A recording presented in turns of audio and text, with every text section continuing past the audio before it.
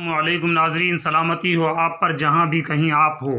آپ کا اپنے چینل پرواز ایم ایس میں خیر مقدم ہے۔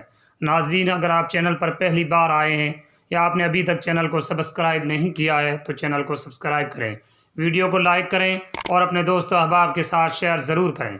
بیل آئیکن کا بٹن ضرور دبائیں تاکہ تازہ ویڈیو پر وقت آپ تک پہنچ سکے۔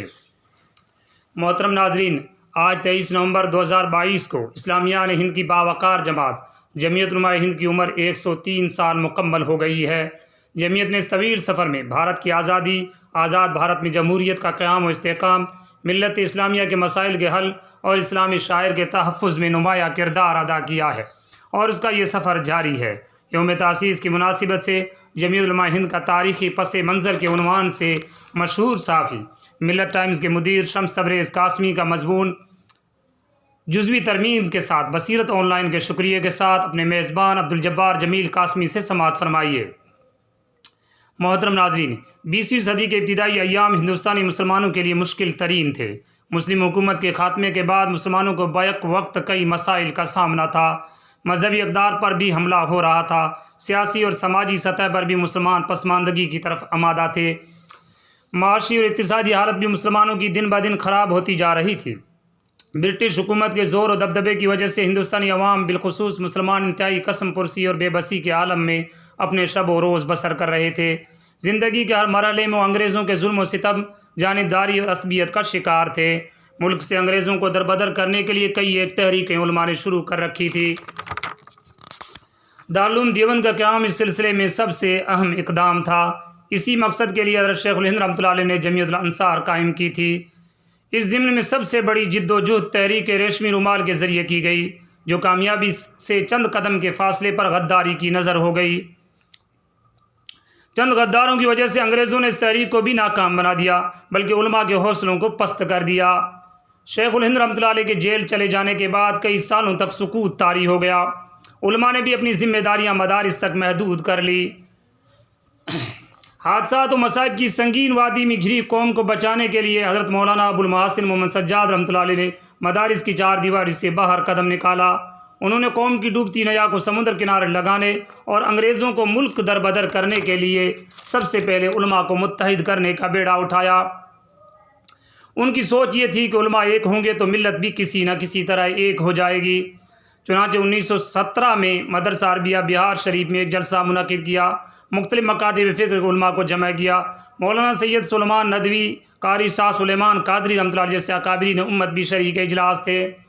ان سب کی موجودگی میں مولانا نے جمعیت علماء بہار یا مجلس علماء بہار کے نام سے ایک تنظیم قائم کی۔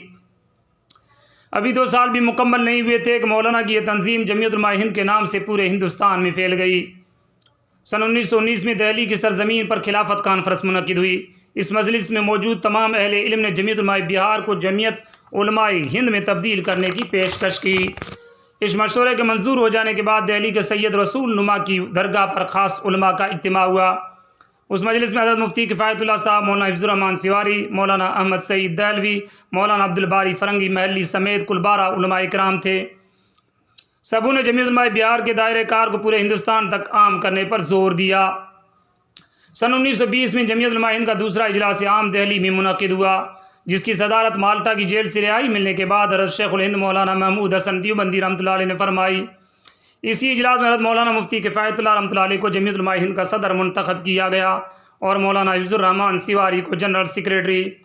جمعیت علماء ہند کے مرکزی رہنماؤں میں بانی جمعیت مولانا ابو المحاسن سجاد رحمۃ اللہ علیہ اور مذکورہ اسماء کے علاوہ شیخ الاسلام حضرت مولانا سید حسین احمد مدنی، مولانا انور شاہ کشمیری، مولانا ابوالکلام آزاد، مولانا مناظر اصل گینانی، علامہ سید سلیمان ندوی، مولانا محمد میاں دیوبندی رحمہ اللہ جیسے اکابر سر فہرست ہیں۔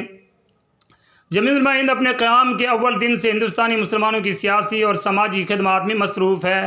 ملک کی آزادی، ہندوستانی مسلمانوں کی سماجی اور مذہبی جنگ لڑنے میں جمعیت علماء ہمیشہ پیش رہی ہے۔ اس حقیقت کا ہر کسی کو اعتراف ہے کہ ملک کی آزادی میں جمعیت علماء ہند کی خدمات ناقابل فراموش ہیں۔